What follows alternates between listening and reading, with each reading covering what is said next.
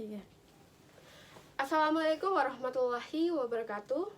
Yang saya hormati Bapak Rizalul Akbar MPD dan Bapak Muhammad Ziaul Haq MPD selaku dosen penguji saya hari ini, dan yang saya hormati Ibu Sri Lastuti MPD selaku dosen pembimbing proposal saya. Hari ini hari Selasa tanggal 29 November 2022. Saya Junarti dengan NIM 2019-07-0168 akan mempresentasikan proposal seminar saya yang berjudul Pengembangan Buku Ajar Berbasis Contextual Teaching Learning dalam meningkatkan kemampuan literasi peserta didik pada mata pelajaran Bahasa Indonesia kelas 3 di SDN 25 Kota Bima. Selanjutnya, latar belakang. Secara umum, kurikulum 2013 mengarah ke konten pengembangan budaya literasi, di mana di era globalisasi saat ini kita perlu penerus-penerus yang memiliki kecakapan literasi yang baik dan matang. Nah, selanjutnya, adapun hasil observasi peneliti, terdapat beberapa masalah. Yang pertama, lemahnya kemampuan literasi siswa kelas 3 pada mata pelajaran Bahasa Indonesia. Yang kedua, siswa kurang menyimak dan cepat merasa bosan. Yang ketiga, siswa pasif untuk bertanya dan memberikan komentar. Nah, selanjutnya dari masalah tadi disebabkan oleh penyebab yang pertama, kurangnya penggunaan buku ajar yang menarik sebagai media pembelajaran untuk meningkatkan kemampuan literasi peserta didik. Yang kedua, guru menggunakan metode atau pendekatan yang tidak cocok. Nah, dari masalah tersebut, di sini peneliti memberikan solusi dengan pengembangan buku ajar berbasis contextual teaching learning. Nah, adapun kelebihan dari pendekatan CTL ini sendiri, yaitu di mana guru harus bisa mengkaitkan materi dengan kehidupan nyata. Nah, di mana siswa didorong untuk menghubungkan pengetahuan yang ia miliki dengan kehidupan nyata mereka. Nah, sehingga itu dapat meningkatkan kemampuan literasi peserta didik. Nah, adapun penelitian yang dilakukan oleh Rizka Rahmatulaila tahun 2020 menyatakan bahwa penggunaan pendekatan CTL ini dapat meningkatkan respon siswa. Nah, dari masalah tadi, solusi sekali lagi peneliti memberikan solusi, yaitu pengembangan buku ajar berbasis contextual teaching learning dalam meningkatkan kemampuan literasi siswa pada pembelajaran Bahasa Indonesia kelas 3 di SDN 25 Kota Bima. Nah, selanjutnya ada identifikasi masalah. Di sini peneliti memaparkan terdapat beberapa identifikasi masalah, yaitu terdapat 5 poin, yaitu poin pertama, kurangnya penggunaan buku ajar yang menarik sebagai media pembelajaran untuk meningkatkan kemampuan literasi peserta didik.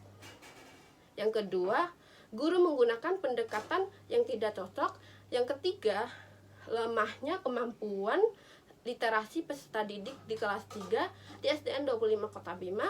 Yang keempat, kurangnya antusias peserta didik kelas 3 di SDN 25 Kota Bima. Dan yang terakhir, yang kelima, peserta didik kelas 3 di SDN 25 Kota Bima kurang fokus dan cepat merasa bosan pada pembelajaran Bahasa Indonesia. Nah, selanjutnya di sini ada batasan masalah. Nah, dari berbagai identifikasi masalah tersebut, peneliti tidak bisa melakukan penelitian keseluruhan dari identifikasi masalah tersebut, sehingga peneliti membatasi masalah hanya mengambil 2 poin. Poin pertama, lemahnya kemampuan literasi peserta didik kelas 3 di SDN 25 Kota Bima. Poin kedua, kurangnya penggunaan buku ajar yang menarik sebagai media pembelajaran untuk meningkatkan kemampuan literasi peserta didik kelas 3. Selanjutnya ada rumusan masalah. Nah, di sini terdapat 3 poin. Poin pertama, adakah pengaruh pengembangan buku ajar berbasis CTL dalam meningkatkan kemampuan literasi siswa pada pembelajaran bahasa Indonesia? Yang kedua, bagaimanakah kelayakan buku ajar berbasis CTL yang dikembangkan? Yang ketiga, bagaimanakah respon siswa didik, peserta didik, dan guru serta kepraktisan buku ajar berbasis CTL sebagai media untuk meningkatkan kemampuan literasi siswa pada pelajaran bahasa Indonesia kelas 3 di SDN 25 Kota Bima. Nah, selanjutnya ada tujuan penelitian. Nah, terdapat 3 poin. Poin pertama yaitu untuk mengetahui pengaruh media buku ajar berbasis CTL dalam meningkatkan kemampuan literasi siswa pada pelajaran bahasa Indonesia. Yang kedua, untuk mengetahui kelayakan buku ajar berbasis CTL dalam meningkatkan kemampuan literasi peserta didik pada mata pelajaran bahasa Indonesia. Yang ketiga, mengetahui respon siswa, peserta didik, dan guru untuk kepraktisan buku ajar berbasis CTL sebagai media untuk meningkatkan kemampuan literasi peserta didik. Nah, selanjutnya ada spesifikasi produk. Nah, adapun produk buku ajar yang saya kembangkan terdapat yang pertama terdapat cover, yang kedua kata pengantar, yang ketiga petunjuk penggunaan buku ajar, yang keempat kompetensi inti atau KI, yang kelima kompetensi dasar atau KD, yang keenam penyajian materi, yang ketujuh tema utama di mana saya mengambil tema 2 menyayangi tumbuhan dan hewan. Nah, selanjutnya yaitu rangkuman, yang selanjutnya latihan, dan yang terakhir daftar pustaka. Selanjutnya kita masuk pada bab 2. Di sini yang pertama ada kajian teori, di mana saya mengambil hanya 4 variabel yang sesuai dengan judul penelitian saya, yaitu ada buku ajar, yang kedua ada pendekatan CTL ini sendiri, yang ketiga pembelajaran bahasa Indonesia, yang keempat literasi. Selanjutnya ada penelitian yang relevan.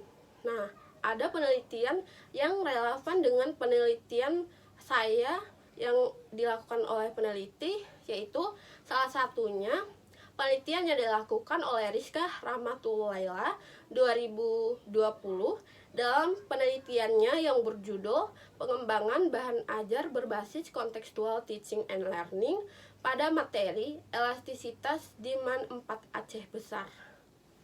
Nah, di mana berdasarkan penilaian para ahli abstansi materi mendapatkan nilai 3,40, termaksud dalam kategori sangat baik, dan presentase dengan 85%, dengan kriteria sangat layak atau dapat digunakan tanpa revisi. Nah, dapat disimpulkan bahwa peserta didik memiliki respon positif terhadap penggunaan bahan ajar berbasis kontekstual teaching and learning. Nah, dari penelitian yang dilakukan oleh Rizka Rahmatulaila memiliki persamaan dengan penelitian yang saya lakukan, yaitu sama-sama mengembangkan buku ajar atau bahan ajar berbasis kontekstual teaching and learning. Selanjutnya terdapat kerangka pikir. Nah, kerangka pikir ini akan menjadi alur penelitian yang saya untuk kedepannya. Nah, yang diawali dengan pembelajaran bahasa Indonesia. Nah, terdapat masalah. Yang pertama, lemahnya kemampuan literasi peserta didik kelas 3 di SDN 25 Kota Bima. Yang kedua, kurangnya penggunaan buku ajar yang menarik sebagai media pembelajaran untuk meningkatkan kemampuan literasi peserta didik kelas 3. Nah, dari masalah tersebut, solusi yang dipaparkan oleh peneliti yaitu pengembangan buku ajar berbasis kontekstual teaching and learning, di mana dampak yang diharapkan dari penelitian ini yaitu dapat meningkatkan kemampuan literasi peserta didik. Selanjutnya, kita masuk pada bab 3. Yang pertama, terdapat model pengembangan. Nah, model pengembangan yang digunakan oleh peneliti di dalam penelitian ini yaitu model ADI, yaitu salah satu model desain sistem pembelajaran yang memperlihatkan tahapan dasar sistem pembelajaran yang mudah untuk dilakukan. Nah, selanjutnya ini ada prosedur pengembangan. Nah, menurut Sugihartini dan Yudiana 2018 halaman 4-5 menyatakan bahwa ada 5 prosedur tahapan pengembangan dalam model ADI ini. Yang pertama, analisis atau analisis. Yang kedua, desain atau rancangan. Yang ketiga, development atau pengembangan. Yang keempat, ada the implementation atau penerapan. Dan yang terakhir yaitu ada evaluasi atau evaluation.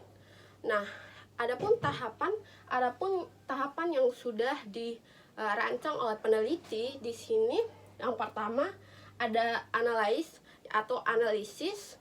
Terdapat dua item. Yang pertama, analisis perangkat pendukung pembelajaran. Yang kedua, analisis karakter siswa.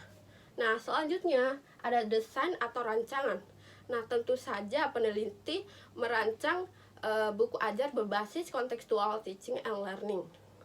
Nah, selanjutnya development atau pengembangan. Terdapat 3 item. Yang pertama, validasi ahli. Yang kedua, analisis data. Yang ketiga, revisi 1.